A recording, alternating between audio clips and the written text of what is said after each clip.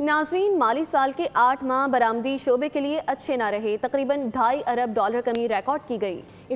ادارہ شماریات نے رپورٹ جاری کر دی ہے۔ جولائی تا فروری حجم $20.5 ارب رہا۔ مشرق وسطی کی بگڑتی صورتحال، عالمی منظرنامے میں تیزی سے تبدیلیاں، معاشی میدان متاثر ہونے لگا۔ جولائی تا فروری برآمدات کا حجم $20.46 ارب رہا۔ وفاقی ادارہ شماریات کی رپورٹ کے مطابق غذائی اشیاء کی برآمدات 34% کمی سے $3.39 ارب پر آ گئی۔ چاول سمیت تمباکو، سبزی، چینی، آئل سیڈز، مسالہ جات کی برآمدات میں بھی کمی ریکارڈ کی گئی۔ رپورٹ میں بتایا گیا کہ فٹ بال سمیت اسپورٹس گڈز، سرجیکل گڈز اور طبی آلات کی برآمدات کی کمی ہوئی۔